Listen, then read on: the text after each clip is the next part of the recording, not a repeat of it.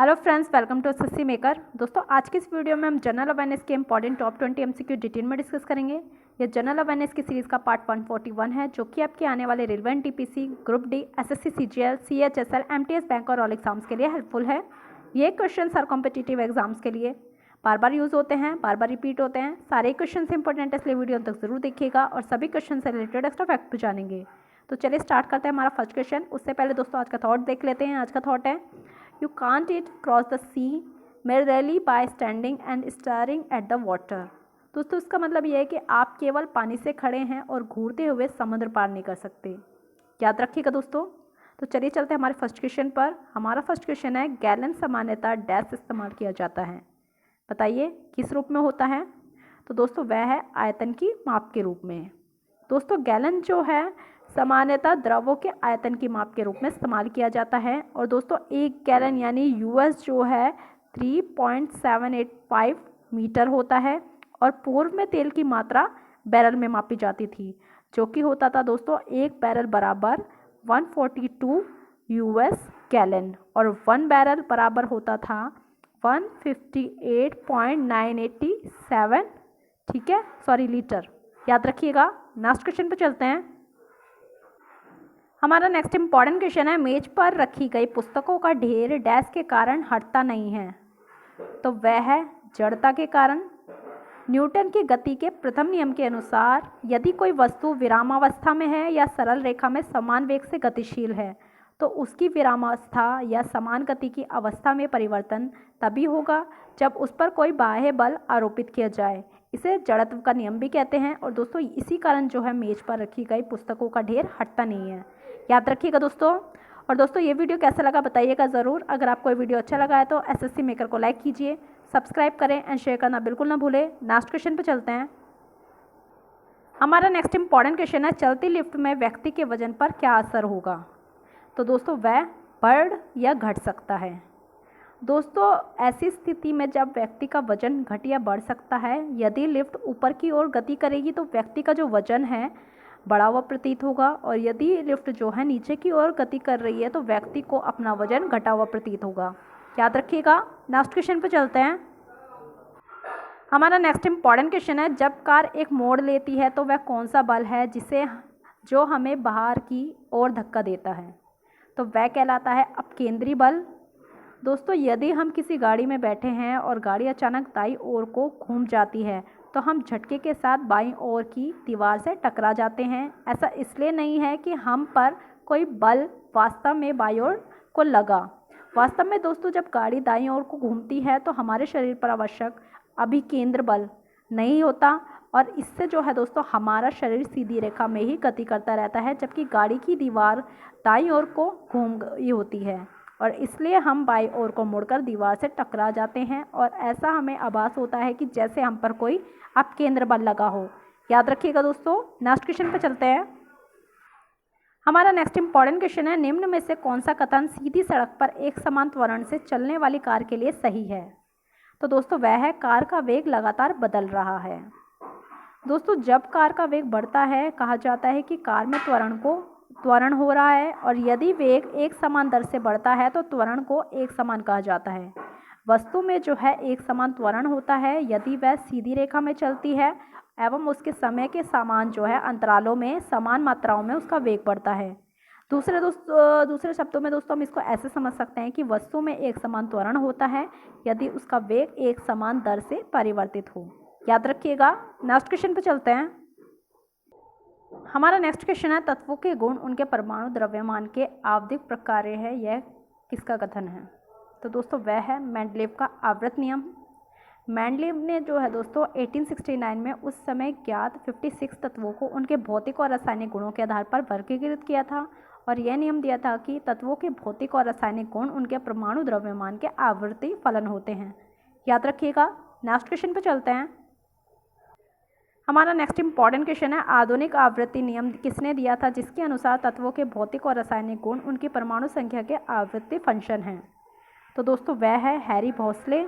ठीक है, हैरी भोसले जो है 1913 में यह सिद्ध किया था इन्होंने कि तत्वों की एक और अधिक मूलभूत विशेषता उनकी परमाणु संख्या है, और इसके आधार पर आधुनिक आवृत्ति नियम यानी मॉडर्न पीरियोडिक लॉ दिया उन्होंने, जिसके अनुसार तत्वों के गुण यानी भौतिक एवं रासायनिक उनके परमाणु संख्या के आवृत्ति फलन यानी पीरियोडिक फंक्शन होते हैं।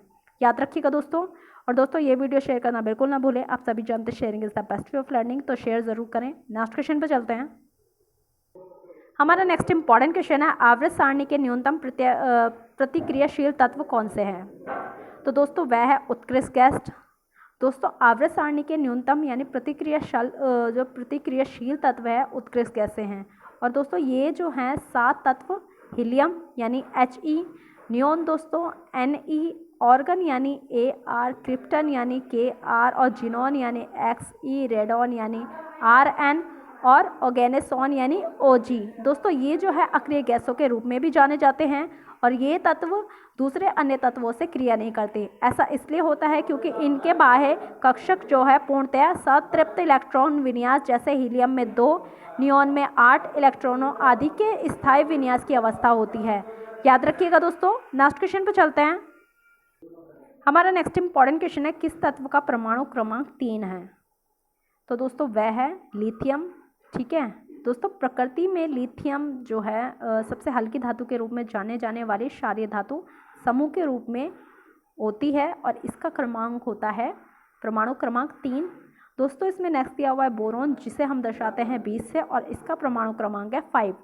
उसके बाद है बेरिलियम जो कि है Be फॉर्मूला विद 4 परमाणु क्रमांक। नेक्स्ट है दोस्तों सोडियम जो कि है Na, जिसका परमाणु क्रमांक है 11। याद रखिएगा। नेक्स्ट क्वेश्चन पर चलते हैं। हमारा नेक्स्ट इंपॉर्टेंट क्वेश्चन है, रासायनिक तत्वों विशेष रूप से नाइट्रोजन फॉस्फोरस मिश्रित यौगिक तत्वों से पारिस्थितिकी तंत्र यानी इकोसिस्टम की संपन्नता डैश को कहते हैं? तो दोस्तों वह कहलाता है यूट्रोफिकेशन। पारिस्थितिकी तंत्र यानी इकोसिस्टम में कृषि में प्रयुक्त नाइट्रोजनी एवं फॉस्फोरस उर्वरकों तथा सेप्टिक एवं सीवर तंत्रों के कारण उत्पन्न पोषकों के बहुत अधिक बढ़ने की घटना क्या कहलाती है? दोस्तों वह कहलाती है यूट्रोफिकेशन। दोस्तों नेक्स्ट इसमें दिया हुआ है सेडिमेंटेशन, हाइड्रोजनीकरण और ऑक्सीकरण। या मुझे कमेंट बॉक्स में बताइएगा क्या होते हैं। नेक्स्ट क्वेश्चन पर चलते हैं। हमारा नेक्स्ट इंपॉर्टेंट क्वेश्चन है, खाद्य श्रृंखला में निम्न में से किसकी आबादी सबसे अधिक है? तो दोस्तों वह है उत्पादक। दोस्तों प्राय जो है किसी बड़े पारिस्थितिकी तंत्र में खाद्य श्रृंखला में उत्पादकों यानी प्रोड्यूसर की श्रृंखला जो है यानी कि संख्या सबसे अधिक होती है और प्रथम श्रेणी के उपभोक्ताओं की संख्या उत्पादकों से कम होती है। और इसी प्रकार द्वितीय व तृतीय वर्ग के उपभोक्ताओं की संख्या क्रमशः कम होती है। और इसके कुछ अपवाद है, जैसे दोस्तों वन या वृक्ष के पारिस्थितिकी तंत्र में उत्पादकों की संख्या सबसे कम और शिखर पर जो उपभोक्ता होते हैं उपभोक्ताओं की संख्या सबसे अधिक होती है। याद रखिएगा। नेक्स्ट क्वेश्चन पे चलते हैं। हमारा नेक्स्ट क्वेश्चन है, ठोस आयोडीन का रंग होता है, बताइए कैसा होता है? तो दोस्तों वह होता है बैंगनी भूरे से थोड़ा काला। दोस्तों जो ठोस आयोडीन है, ठोस आयोडीन बैंगनी भूरे से हल्के काले रंग का होता है। याद रखिएगा। नेक्स्ट क्वेश्चन पर चलते हैं। हमारा नेक्स्ट इंपॉर्टेंट क्वेश्चन है, निम्नलिखित में से चिकित्सा विज्ञान की कौन सी प्रशाखा यकृत के उपचार और अध्ययन से संबंधित है? तो दोस्तों वह कहलाती है हेपेटोलॉजी। हेपेटोलॉजी जो है दोस्तों चिकित्सा विज्ञान की एक शाखा है जो यकृत के उपचार और अध्ययन से संबंधित है। हेपेटाइटिस यकृत की एक बीमारी है और टीकाकरण द्वारा इस बीमारी पर रोकथाम लगाई जा सकती है। दोस्तों नेक्स्ट इसमें दिया हुआ है हेल्कोलॉजी, उसके बाद है हेटेरोलॉजी और लास्ट है जेरिस्ट्रिक्स। या मुझे कमेंट बॉक्स में बताइएगा क्या होते हैं। नेक्स्ट क्वेश्चन पे चलते हैं। हमारा नेक्स्ट इंपॉर्टेंट क्वेश्चन है, निम्नलिखित में से 2015 में खोज किए गए अणु एंटीबायोटिक का नाम क्या है? तो दोस्तों वह है टैक्सोबैक्टीन। दोस्तों मिट्टी में बैक्टीरिया संवर्धन की एक नई विधि का प्रयोग करके टैक्सोबैक्टीन नामक नए एंटीबायोटिक की खोज 2015 में की गई और यह कई सामान्य बैक्टीरियल संक्रमण जैसे टीबी जो कि है ट्यूबरकुलोसिस, सेप्टिसीमिया, इन सब के उपचार में सहायक है। याद रखिएगा दोस्तों। नेक्स्ट क्वेश्चन पर चलते हैं। हमारा नेक्स्ट क्वेश्चन है, स्मॉग एक प्रकार का वायु प्रदूषण है जो धुएं और हवा में धुंध का मिश्रण होता है, उसे क्या कहा जाता है? तो वह कहलाता है भूस्तरीय ओजोन। स्मॉग एक प्रकार का वायु प्रदूषण है जो धुएं और हवा में धुंध का मिश्रण होता है और दोस्तों भूस्तरीय ओजोन इसका प्रमुख जो है संगठक होता है। याद रखिएगा।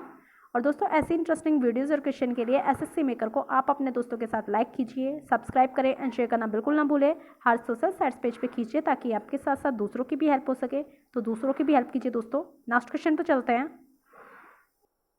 हमारा नेक्स्ट इंपॉर्टेंट क्वेश्चन है, उस बाजार को क्या कहते हैं जहां बहुत कम संख्या में कुछ कंपनियां साथ मिलकर बाजार के बहुमत को नियंत्रित करती है। तो दोस्तों वह होती है ओलिगोपोली।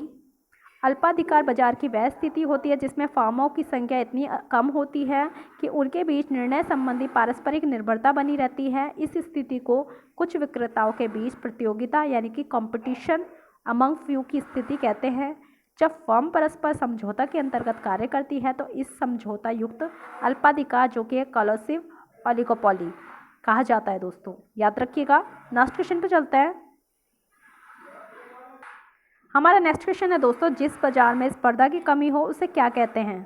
तो वह कहलाता है मोनोपोली। जिस बाजार में स्पर्धा की कमी हो तो वह उसे दोस्तों एकाधिकार यानी मोनोपोली कहते हैं। ऐसे बाजार में वस्तु का अकेला उत्पादक या विक्रेता होता है तथा उसके द्वारा बेची जाने वाली वस्तु की कोई नज़दीकी स्थानापन्न नहीं होती। याद रखिएगा दोस्तों। नेक्स्ट क्वेश्चन पर चलते हैं। हमारा नेक्स्ट इंपॉर्टेंट क्वेश्चन है, किसी विशेष वित्तीय वर्ष के लिए केंद्र सरकार का बजट घाटा किसे प्रदर्शित करता है। तो वह है धनराशि जो सरकार को उधार लेनी पड़ती है। दोस्तों बजट घाटा बराबर होता है कुल प्राप्ति जिसे माइनस किया जाता है कुल व्यय से। यदि कुल प्राप्तियों की मात्रा कुल व्यय से अधिक हुई हो तो बजट अधिक जो है इसकी स्थिति होगी, अन्यथा बजट घाटा होगा। और यदि बजट घाटा हो तो सरकार इसकी पूर्ति रिजर्व बैंक से अपनी नकदी की निकासी के द्वारा या एडहॉक जो है दोस्तों ट्रेजरी बिल यानी 90 दिनों की अवधि के अल्पकालिक प्रतिभूति को रिजर्व बैंक देकर करती है। इस स्थिति में दोस्तों बजट घाटा बराबर होता है रिजर्व बैंक की नकदी की निकासी प्लस होता है एडहॉक ट्रेजरी बिल्स की मात्रा में परिवर्तन। याद रखिएगा। नेक्स्ट क्वेश्चन पर चलते हैं। हमारा नेक्स्ट इंपॉर्टेंट क्वेश्चन है, कर की कटौती के बाद व्यक्ति के पास उपलब्ध आय को क्या कहते हैं। तो दोस्तों वह कहलाता है प्रयोग के लिए उपलब्ध आय। प्रयोग के लिए उपलब्ध आय वह अधिकतम आय होती है जिसे परिवार किसी क्षेत्र में वस्तुओं तथा सेवाओं के क्रय पर बिना अपनी संपत्तियों में कमी लाए हुए या ऋण देयता में वृद्धि लाए हुए व्यय करता है। दोस्तों इसको हम ऐसे समझ सकते हैं कि व्यक्तिगत व्यय योग्य आय बराबर होता है व्यक्तिगत आय जिसमें से माइनस किया जाता है व्यक्तिगत कर। फीस अथवा व्यक्तिगत कर योग्य आय बराबर होता है निजी उपभोग व्यय जो होता है और उसमें हम प्लस कर देते हैं घरेलू बचत। याद रखिएगा। नेक्स्ट क्वेश्चन पर चलते हैं। हमारा लास्ट इंपॉर्टेंट क्वेश्चन है, किसी भी उत्पाद के पैकेज पर अंकित MRP का अर्थ क्या होता है। तो दोस्तों आप सभी जानते हैं वह होता है मैक्सिमम रिटेल प्राइस। किसी भी उत्पाद के पैकेज पर जो अंकित होता है MRP इसका अर्थ होता है मैक्सिमम रिटेल प्राइस यानी कि अधिकतम खुदरा मूल्य। और MRP वह अधिकतम मूल्य है जिसमें उत्पादक की उत्पादन लागत के साथ साथ खुदरा व्यापारी एक व्यक्ति को पहुंचाते हुए कुल मूल्य वृद्धि जैसे टैक्स, चुंगी, भाड़ा आदि ये सब जुड़ा होता है। और कोई भी विक्रेता इस अंकित मूल्य से अधिक मूल्यों पर वस्तुओं को नहीं बेच सकता। याद रखिएगा दोस्तों। तो दोस्तों ये तो जनरल अवेयरनेस के important top 20 MCQ most important questions. I hope ये वीडियो आपको पसंद आया है। ये वीडियो कैसा लगा कमेंट बॉक्स में ज़रूर बताइएगा। पसंद आया तो अपने स्टडी रिलेटेड ग्रुप में शेयर ज़रूर करें और एसएससी मेकर को लाइक, सब्सक्राइब एंड शेयर करना बिल्कुल ना भूलें। आज के लिए बस इतना। थैंक यू सो मच दोस्तों।